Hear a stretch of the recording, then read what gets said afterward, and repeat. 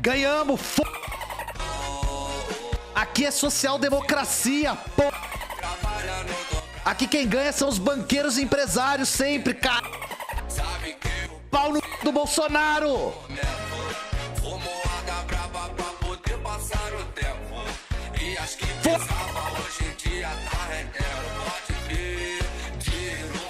Minha câmera tá meio rosa, né? Voltei pra casa, gente. Voltei pra casa pra cozinhar embaixo da minha luz. Como é que vocês estão? Eu tô bem, vocês estão bem? Eu tô bem. Vocês estão bem? Porque eu tô bem. Eu tô ótimo. Porque eu acho que comunista tem que ser feliz um pouco também, né? É o que tem pra hoje, caralho. É, chat, ontem foi nervoso, hein? Foi um aperto da porra. Ontem eu só fui olhar o resultado depois que o resultado já saiu. Porque eu não tava bem, eu não tava ok. Eu tava pedindo pra trazer a cloropica porque eu não tava ok. Mas aí o Lilo ganhou e aí eu fiquei mais ok, assim. Como é que foi na cidade de vocês? Teve fogos? Teve festinha? Aqui eu reparei, sabe quando tem delay na TV? E você vê que teve gol na Copa antes de aparecer na sua TV? Foi meio assim aqui, sabe? Eu vi uns pipocos assim na rua, eu falei, acho que o Lula ganhou. Foi igual o delay de TV na época da Copa. Agora a gente já pode começar a sofrer pelo Hexa, né? Nossa, gente, o chat tá impossível, eu não tô conseguindo ler nenhuma mensagem. Eu tô me sentindo Casimiro, peraí. Eu vou aumentar pra 2 minutos, mas não vai mudar nada, assim. Mas é isso, gente, hoje a gente tem que ter o direito de tomar uma cervejinha, né? Fazer que nem o William Bonner. Ó, vamos começar assim, ó. Eu quero começar o dia como? Hoje a gente tá assim... Ah, e pior, né? Quem aí acompanhou a tentativa de golpe de Estado e a apuração das eleições pela Choquei? É muito capitalismo tardio isso, né? Eu quero estar assim hoje. Me permita, Lógico. Eu vou interromper. Eu vou ali tomar um gole d'água e volto. Então tá. Eu não tomei um gole d'água. Cuida aí desse Então, enquanto tempo. isso, eu vou contando aqui que com quase 95% das urnas apuradas em Minas Gerais, Lula permanece à frente com... Me permita. Me disse o Bonner não abriu uma Skol atrás da câmera. Olha o barulho da Skol sendo aberta. apuradas em Minas Gerais, Lula permanece... Gente, assim, eu acho que o apogeu da civilização é terem inventado água em lata. Porque água em lata é um negócio muito esquisito. Vocês já viram o vídeo da Dilma bebendo água em lata e parece muito que ela tá virando um monster branco, assim. Na Globo tava a maior festa, o que é preocupante. Foi o que eu falei, aqui é social-democracia, caralho. Aqui quem ganha são os banqueiros e empresários, porra. Mas o Bonner... Vamos lá, né, gente? Eu odeio o Bonner, eu odeio a Globo.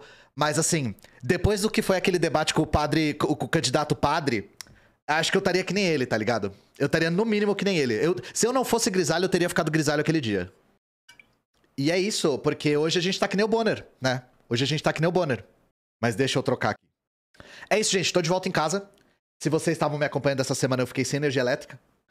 Mas agora eu tô de volta na minha casa.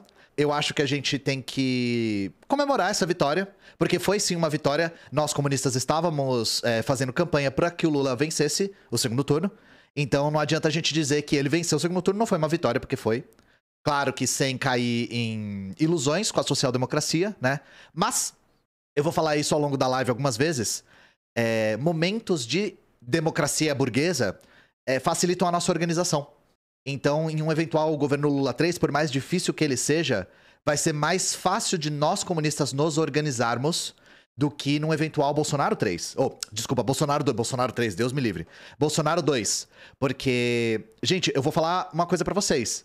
Eu não tava achando uma coisa um pouco... Como que eu posso frasear isso? Eu não tava achando muito impossível, improvável... haver perseguição ativa de militantes, não só comunistas, mas de quaisquer outros movimentos sociais, num eventual Bolsonaro 2. Eu não tava achando isso improvável, sabe? E aí eu já tava até pensando em como que eu e nós da Soberana íamos trabalhar num eventual cenário de perseguição política ativa. Porque eu acho que vocês Tô falando, um recrudescimento da perseguição, né? Porque eu não preciso dizer pra vocês que o nosso trabalho é extremamente exposto. Nós temos um trabalho muito exposto. Então, assim, não teria dúvida alguma de que se houvesse acenos à perseguição, nós seríamos alguns dos primeiros a serem cerceados, digamos assim, né? E isso tava me preocupando bastante. E aí, vocês entendem como isso dificulta o nosso trabalho e nossa organização? Aí um eventual cenário de social-democracia facilita que a gente cresça, né? Porque, gente, eu não tô brincando, não. A gente tá lutando pra que o comunismo no Brasil vire um movimento de milhões, tá? Agora o comunismo tá um movimento de milhares. Mas a gente tá lutando e a gente acredita de verdade que existe a possibilidade do comunismo virar um movimento de milhões. De milhões. E eu queria lembrar pra vocês também que toda e qualquer revolução que aconteceu no século XX e que foi bem sucedida a longo prazo, teve anos e anos e anos e anos de preparo. Todas. Inclusive as gigantes. A russa, a chinesa. Foram muitos anos de preparo. Então, assim, a gente tem que se organizar e se preparar muito. E, sim, a cubana, idem. Cubana, idem. Apesar de não ter sido uma revolução marxista-leninista no começo, né? Mas foi uma revolução que teve muito tempo de preparo. Então a gente precisa crescer, né? E aí a gente, com um cenário que não tem uma perseguição ativa, a gente consegue trabalhar melhor. Então por isso que isso é uma vitória pra gente também. Certo? E aí vamos aos acontecimentos pós-eleição que nós conseguimos testemunhar aqui, né? Então, em primeiro lugar, o que todos queriam que eu falasse, né? Derrotado, Bolsonaro se isola, cancela a entrevista e não responde nem a assessores próximos. Gente, o que vocês acham que o Bolsonaro tá fazendo? Vocês acham que o Bolsonaro tá assistindo a Praça Nossa no celular? Porque foi isso que a Michelle falou que ele faz, né? Getulhando. Jogando Overwatch 2, boa. Jogando no Vasco, ele pode estar jogando no Vasco, né? Maratonando série. Queimando arquivo. Caralho, não, essa aqui foi real demais. Queimando arquivo foi foda. Não, na boa. Independente do que vocês falarem agora, queimando arquivo ganhou. Queimando arquivo ganhou, tá? O Bolsonaro deve estar queimando arquivo. Lembrando também, né, que ele pode estar ocupado, né? Ele pode estar ocupado na zaga, né? Bem-vindo, gigante. Bolsonaro já tá distribuindo currículo, né? Vasco. Bolsonaro não quer receber ninguém, dizem assessores após vitória de Lula na eleição presidencial. O candidato derrotado Jair Bolsonaro se isolou após a confirmação da vitória do ex-presidente Luiz Inácio Lula da Silva. O ex-capitão cancelou um pronunciamento à imprensa no Palácio da Alvorada, logo no início da apuração da eleição que deu a vitória petista. De acordo com o jornal O Globo, Bolsonaro não quer receber ninguém. Ministros e deputados que tentaram visitá-lo nesse domingo, após o resultado das urnas, foram informados de que o presidente não deseja ver ninguém nesse momento, nem seus aliados mais próximos. A revista Veja também indicou a mesma postura. Jair Bolsonaro, segundo seus auxiliares, se isolou nos aposentos presidenciais e não atende telefones de nenhum aliado próximo. Só que aí eu me deparei com outra notícia, que é melhor ainda. Porque assim, ele não atender ninguém é engraçado, mas essa aqui foi mais engraçado. Aliados tentam falar com Bolsonaro e são informados de que ele foi dormir. Ele foi dormir. Gente, o Bolsonaro não deve ter dormido até agora, tá? O Bolsonaro deve estar desse jeito aqui, ó. Ó, eu vou mostrar uma imagem dele dormindo, hein? Ó, imagem inédita do Bolsonaro dormindo aqui. Que desculpinha esfarrapada, era melhor não ter falado nada, né? Era melhor ter falado, não tô afim de conversar, estou tite. Aliados de Jair Bolsonaro dizem que não conseguem falar com o presidente desde a definição da sua derrota para Lula. Pessoas próximas de Bolsonaro dizem que tentar falar com ele... Dizem que tentaram falar com ele, mas foram informados de que o presidente foi dormir depois de saber... Foi dormir, Ele foi dormir, sim. Ele está dormindo o sono de milhões, tá? Que tristeza, viu? Ele foi dormir depois do resultado das eleições. Eu nem abri meus áudios aqui, até esqueci. O pai tá off pra caralho. O presidente seguia calado mais de 3 horas depois do resultado ser oficializado. Bolsonaro é o primeiro presidente desde a redemocratização do Brasil que tentou a reeleição e saiu derrotado. Por outro lado, Lula é o primeiro ex-presidente a ser eleito por um novo mandato.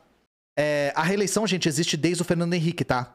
Então ela foi aprovada no primeiro mandato do Fernando Henrique, ele foi reeleito, depois o Lula foi eleito e reeleito, a Dilma foi eleita e reeleita, aí ela tomou impeachment, entrou o Temer, aí agora entrou o Bolsonaro e ele perdeu, e novamente. De novo, eu vou repetir, o Bolsonaro ele conseguiu fazer a proeza de perder.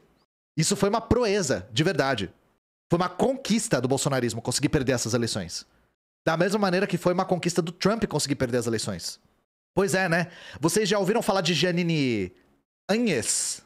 É um talento imensurável de conseguir perder as eleições com o direito de cometer crime à revelia, com o aparato do Estado na mão e com uma pandemia que ele devia ter feito só o mínimo pra conseguir se reeleger. Foi uma coisa assim, foi uma coisa pra entrar nos anais. E uma última notícia, né? Que essa aqui é toda vez, tá, gente? Isso aqui é toda santa vez. Derrota de Bolsonaro pra Lula dispara pesquisas por viagens. Toda santa vez dispara pesquisas por viagens, porque, assim, aquela ala da classe média que acha que é a classe dominante, aquele pobre premium, assim, aquele cara que tem um carro quitado e acha que o comunismo vai expropriar ele, aquele cara, ele começa a pensar em viajar pra Miami e morar lá. Ele começa a pensar em viajar pra Portugal. Pobre personalité Van Gogh, exatamente. Desde o início da apuração dos votos do segundo turno das eleições para presidente de 2022, a plataforma Google recebeu milhares de pesquisas em sua ferramenta a respeito de viagens internacionais. As buscas apresentaram o maior pico durante o começo da madrugada de segunda-feira, momento em que Lula já havia oficialmente logrado vitória. Um fator que chama atenção são dois destinos: Estados Unidos e Portugal, países que bolsonaristas costumam enxergar com bons olhos, o que é extremamente irônico, porque o presidente de Portugal é de esquerda, social-democrata, mas é de esquerda, e o Biden é detestado pelo Bolsonaro. O Bolsonaro detesta o Biden. O Bolsonaro praticamente rompeu relações com os Estados Unidos depois que o Biden venceu. Isso também levando em consideração que o Bolsonaro falou várias vezes, em meias palavras, mas falou, que o Biden venceu com golpe. O Biden venceu com fraude. O que, assim, pelo amor de Deus, né, velho? Eles vão pro Texas, eles vão pra Miami, vocês são ligados, é Flórida. Já tem o Rodrigo Constantino lá. O Rodrigo Constantino é o próprio Florida Man. Ele é o Florida Man. Tá rolando uma onda de preconceito contra brasileiros lá em Portugal. Cara, pra gente dizer que tá rolando uma onda, a gente tem que dizer que isso já um dia não aconteceu, né? Sempre teve preconceito contra brasileiros lá. O preconceito só tá maior porque a imigração tá maior. Florida Man, né? Florida Man. Então, assim, toda vez... Quando a Dilma ganhou do Aécio, também foi a mesma pataquada. Ah, eu vou sair do Brasil. Ah, eu tô indo, não dá mais pra aguentar esse país. Ah, não sei o quê. O Nordeste não sabe votar. Aí começa os preconceitos contra o Nordeste, sabe? Começa tipo, o Nordeste isso, o Nordeste aquilo. Os pobres isso, os pobres aquilo, sabe? Começa toda a aporofobia, toda a xenofobia. É nojento, sabe? E, assim, toda santa vez é gente querendo comprar passagem pra ir morar fora.